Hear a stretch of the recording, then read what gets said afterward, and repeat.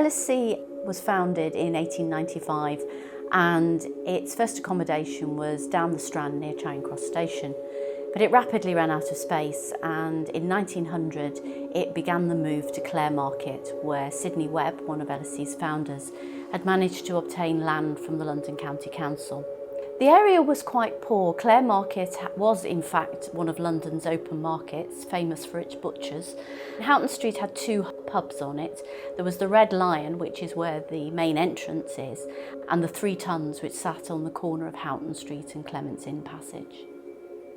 And in the 1920s, LSE gradually expanded along the west side of Houghton Street in what's now known as the Old Building. But again, by the late 1920s, space was very tight, and the director, William Beveridge, began to look across Houghton Street to the east side. So LSE moved on to the east side of Houghton Street in the 1930s.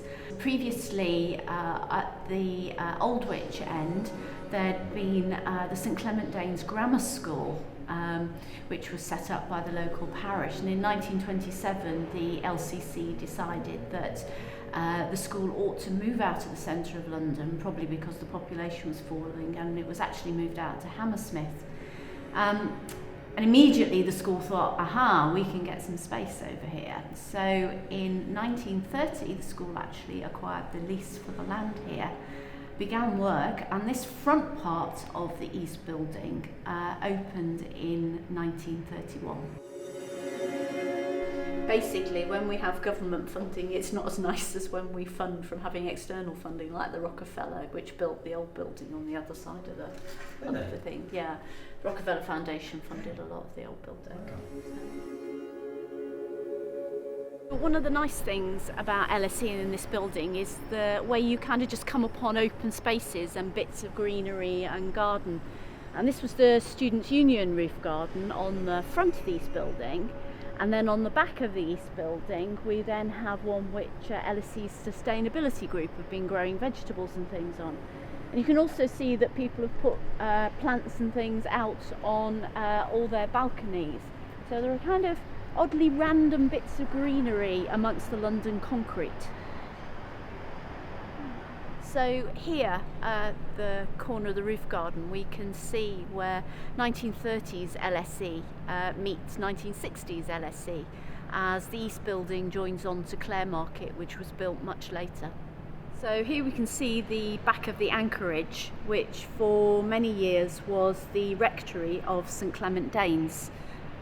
It was also where the LSE director lived for some years. Looking down from here, we can see the roof of the quad. So this is the quad, which was created in 1988 by roofing over the light well between the old and new bits of the East Building. And this became a kind of social space, an event space for the Students' Union, and was also where the Students' Union Cafe was.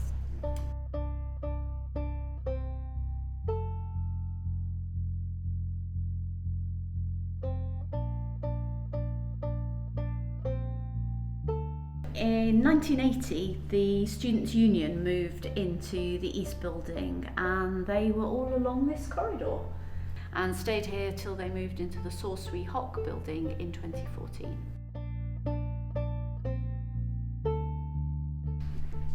So this was the second big lecture theatre that LSE had on the Houghton Street site and opened in 1931. In the 1960s, this was the scene of a confrontation between LSE students and Professor Hugh Trevor Roper, who'd been invited to talk at Oration Day. He was seen as a supporter of the right-wing colonel's regime in Greece, and he agreed to have a discussion with the students in this theatre, and in fact found himself coming against an LSE porter who'd just spent 3 months on Leros, where the Greek government sent its political prisoners. So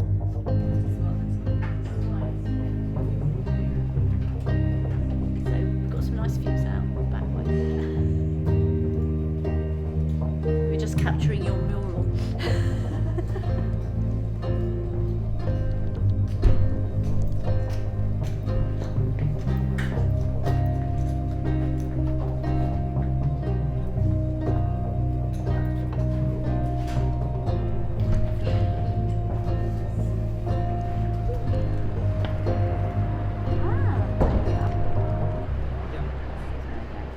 So Clare Market and the later extension to St Clement were built at the same time, and we're now standing on the bridge which goes across Clement's Inn Passage, which gives you a great view across the campus.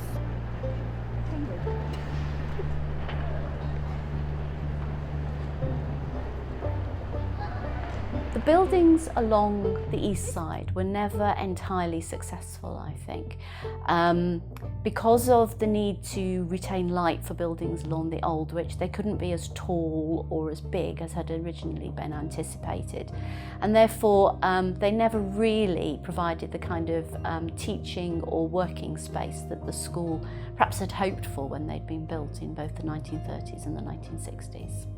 50% of the building was circulation space, like corridors, lifts. 50% was offices. In 2015, demolition of the East Building and Clare Market has begun to make way for some brand new buildings. The new building we're building will be around 85% offices. We started looking at this project probably back in 2003. When we do our analysis of a development, we start way back from first principles. Can we reuse the building? The East Building, it has some natural character. It does sort of respond to the old building. And again, going through the efficiency stuff, it is a rabbit warren in there at the moment. And then if you actually then start developing it and you're into a facade retention, just keeping the old face, again, it brings its own problems. It's more efficient, it's more economically sustainable to actually do a new development. The project starts in July 2016 and then roughly finishes in December 2018.